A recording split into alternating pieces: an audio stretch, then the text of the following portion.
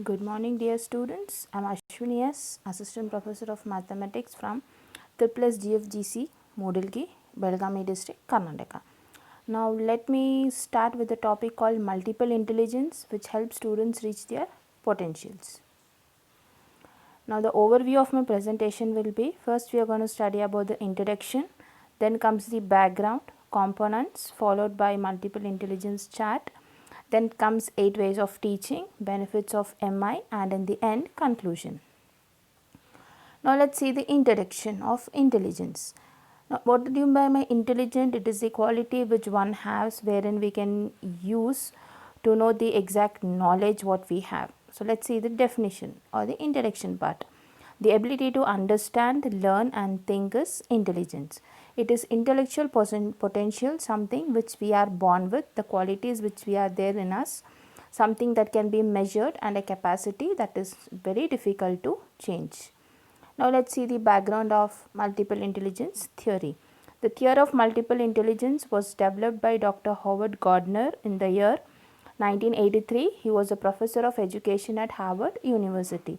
Now this multiple intelligence is completely different from the traditional understanding of intelligence. He proposes a question asking, how are you smart, rather than telling how smart are you. Now, his theory proposes that there are at least 8 kinds of intelligence that are equally important. Now, each individual will have different kind of intelligence. Some may have only 3, some may have 4, some may possess 6 and some may possess all the 8 multiple intelligence. It depends on the context on which we will be using them. So, that is what it says here. Sometimes a person will use couple or a few, other times he may use several of them.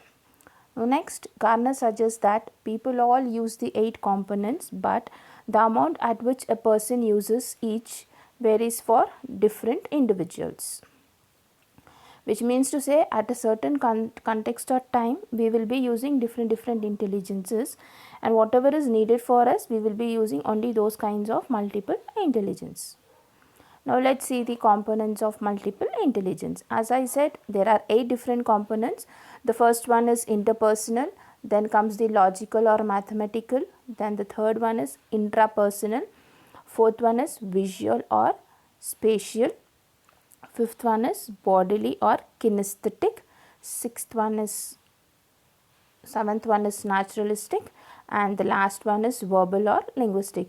There is nothing particular in the order, but in general there are 8 components of multiple intelligence. Now this was given by Howard Gardner, as you can see in the slide, which are in the frames of our mind. Now let's study each one detail by looking into this chart. Now let me start with the first one, which is on the left hand side. So I start with verbal or linguistic intelligence. As it says verbal is with respect to languages or communication. So what we do here is, we use languages to present our ideas, to express our feelings or to persuade others. The second one is logical or mathematical intelligence. As the name says, logical or mathematical, here logical reasoning, critical thinking will be done. So it says reasoning, logical thinking, handling mathematical problems. Like complicated mathematical problems can be solved by a student very easily if he possesses this kind of intelligence. The next is visual or spatial intelligence. Now, what do you mean by visual? Visual is nothing but learning by seeing. You can see an object or see a picture. You can give a student some kind of a picture. He can see the picture and translate it by his suggestions. So your visual or spatial intelligence is creating and interpreting visual images, thinking in 3-dimensional. So a student can have a 3-dimensional view by looking into any picture. The next one is bodily or kinesthetic intelligence. Now these are by touch. So it is feeling and expressions, things physically, doing hands-on work. So you can give students some training wherein they can be doing hands-on work. Now next is musical or rhythmic intelligence. Now here you can create and feel by a rhythm of music. That is, you have heard in foreign countries that certain theorems or certain formulas are taught for kids or during high school sections during a song or by a poem recitation, wherein the students can remember the things very easily. So you can even use musical instruments or musical themes and make them learn. The next one is intrapersonal and interpersonal. There are two kinds of intelligence. One is intra, one more is inter. When I say intrapersonal, it is within ourselves. So this is like understanding your own interior throughout the feelings in a very clear way. When it comes to interpersonal intelligence, it is between people. That is understanding the feelings, needs and purpose of others. That you can even say cooperative learning, wherein 2-3 students can be made a group, they can share their ideas between them and then they can come up with a conclusion. So the last one is naturalistic intelligence. As the name say naturalistic, it is about the nature. So you can look into the nature and learn. There are so many different geometrical shapes which you find it in the nature. So we can ask students to collect those images or flowers or images and ask them to learn on their own, and then the teacher can guide them. So it says understanding nature, seeing patterns in the way nature works, classifying things. Now let's look into these things, which let me start from here. The first one is intrapersonal intelligence. Now the potential occupation here are entrepreneur, business person, therapist and so on. The second one is linguistic. When I say linguistic, it is with respect to language. So you can have these intelligences in people where they are writer, journalist, speaker and lawyer. The third one is logical mathematical intelligence. Now this is used for critical thinking and also you can find accountant, teacher, engineer, computer program, mathematician and scientist. The fourth one is naturalistic intelligence. So you can see the nature picture here.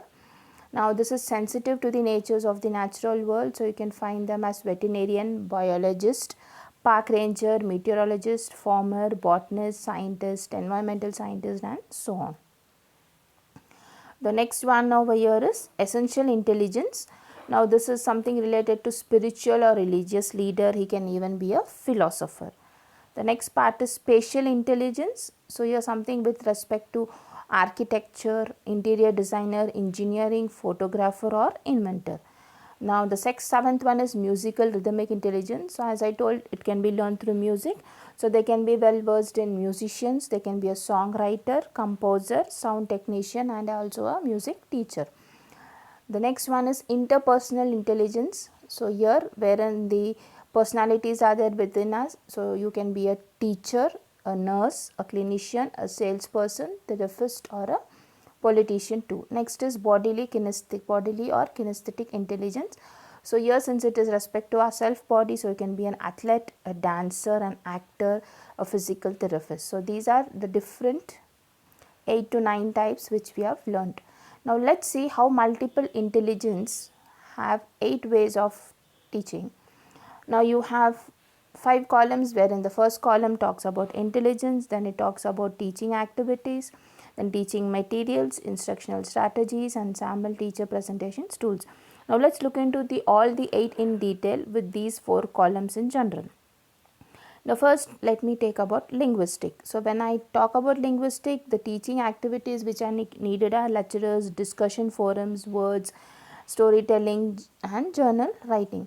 The teaching materials which we can use for this are books, tape recorders, stamps, sets, books on tape. And the instructional strategies are we have to read, write and listen to it. The sample teacher presentation skills which we need is we have to teach them by trialing some storytelling or through dramatical expressions.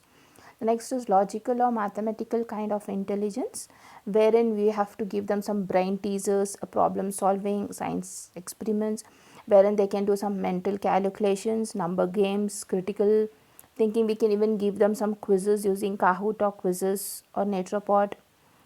The teaching materials are, as I said, calculator, math manipulative, science equipments, math gamification like the earlier ones which I said, gamification through Kahoot, quizzes wherein students can enjoy more.